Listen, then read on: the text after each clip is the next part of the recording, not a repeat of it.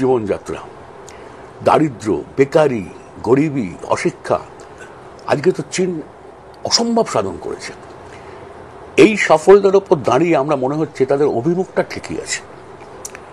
সমাজতন্ত্রকে যদি তাদের একটা প্রাথমিক সমাজতন্ত্রের চেহারা থেকে একটা উন্নত সমাজতন্ত্রে যেতে হয়, তাহলে হয়তো এছাড়া কোনো বিকল্প পথ নেই।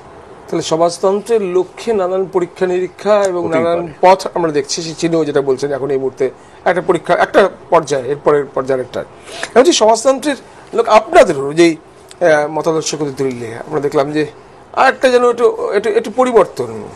আপনারা যারা শ্রমিক শ্রেণীর একনায়কতন্ত্র ইত্যাদি কথা বলতেন, এখন বলছেন সমাজতন্ত্রে বহুদলীয় গণতন্ত্রের পথটাও প্রশস্ত থাকতে পারে আর কি।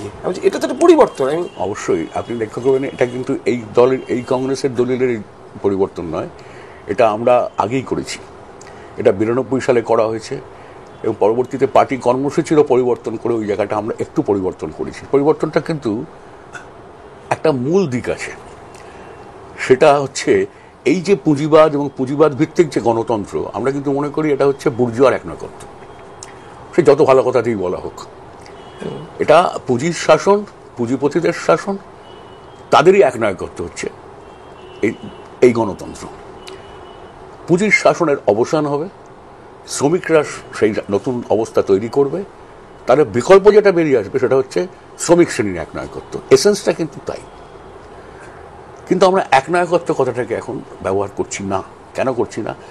একনায়কত্ব নিয়ে অনেক ভুল পথ, অনেক কিছু বিভ্রান্তি, যা সমাজতন্ত্রে না হওয়াই উচিত ছিল। ধরুন বার্লিন ওয়াল কেন কোলাপস করলো? শুধু এই কারণে যে পূর্বের মানুষরা মনে করছিল, পূর্ব জার্মানির বা পূর্ব বার্লিনের, যে পশ্চিম জার্মানির, পশ্চিম বার্লিনের মানুষরা অর্থনৈতিকভাবে বেটার অফ না। তার থেকে বড় কারণ হয়ে গেল রাইট টু ডিসেন্ট নেই। আমার দাঁড়িয়ে না বলার অধিকার নেই সরকারকে। একদল একমত ছাড়া, একটা কাগজ ছাড়া, একটা রেডিও ছাড়া আমার দেখার কিছু নেই। এই ব্যবস্থা মানা যায় না।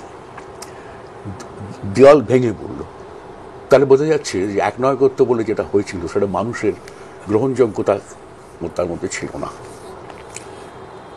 সমাজতান্ত্রিক রাষ্ট্র হলেও সেখানে শ্রমিক শ্রেণীর একটা নেতৃত্ব থাকবে, কিন্তু আরো অনেক মানুষ আছেন তো শ্রমিক ছাড়া। শ্রমিক শ্রেণী ছাড়াও আরো অনেক মানুষ আছে, কৃষকরা আছে, বুদ্ধিজীবীরা আছে, মধ্যবিত্ত আছে, সারা দুনিয়া জুড়ে এটা হচ্ছে। এদের শাসন এরা তাহলে কার হাতে যাবে? আমরা মনে করছি তাই জন্য একটা দলীয় ব্যবস্থা থেকে শ্রমিক শ্রেণীর দল ছাড়া আর কোনো দল শাসনই আসতে পারবে না, এটা হওয়া উচিত না।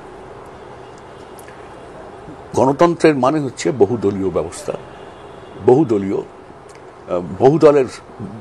বহুদলীয় ব্যবস্থা এবং বহুদলের অংশগ্রহণ গণতন্ত্রে। না হলে গণতন্ত্র সেই সফল হবে না। একদলীয় শাসন আমরাই চালাবো, আর কেউ কিছু করতে পারবে না, এই মত পাল্টাতে হবে। এটা তো খুব ইন্টারেস্টিং। আমি এই জন্যই বলছি, তাহলে তো তাতে চীনেও তো নতুন করে আরো সংঘাতের সম্ভাবনা থাকবে। একদিকে সমাজতান্ত্রিক ভাবনা লক্ষ্যে এগিয়ে যাওয়া, অন্যদিকে একদলীয় পথেই আপাতত হাঁটা।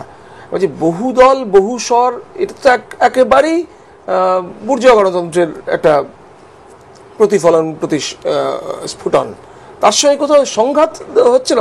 এতদিনের ভাবনা সমাজতন্ত্র সম্পর্কে, এতদিনের ভাবনা। ধরুন আপনাকে বললাম যে সমাজতন্ত্র সম্পর্কে এতদিনের ভাবনা তো কিছু পাল্টাতেই হচ্ছে।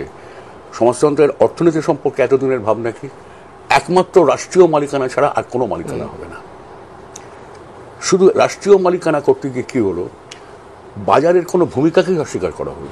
এখানে কমোডিটি প্রোডাকশন হচ্ছে, এখানে বাজারের কোনো ভূমিকা নেই, হতে পারে না। তাই সোভিয়েত ইউনিয়ন মহাকাশের স্পেসের সমস্যা মেটাতে পারছিল, কিন্তু দাড়ি কামানোর ব্লেডের সমস্যা মেটাতে পারছিল না। একটা করে বলি আমরা, আচ্ছা বাজারকে তো মানো, বাজারের নিয়মের ওপর নিয়ন্ত্রণ আনো, কিন্তু বাজারকে মানতে হবে। তার থেকে বড় প্রশ্ন মালিকানার প্রশ্নে রাষ্ট্রীয় মালিকানা ছাড়া কিচ্ছু হবে না, হতে পারে না। আমি চীনে প্রথমবার গিয়ে দেখেছিলাম যেটা জুতো ছিঁড়ে গেলে সারাবার জন্য সেই জুতোর কারখানায় যেতে হয়, সরকারি মালিকানার সেই কারখানা। জুতো সারাবার কেউ নেই। রাস্তায় চিনে বাদাম কিনতে পারবেন না, আপনাকে ডিপার্টমেন্টাল স্টোরে যেতে হবে। জামা কাপড় ওষুধ কিচ্ছু না।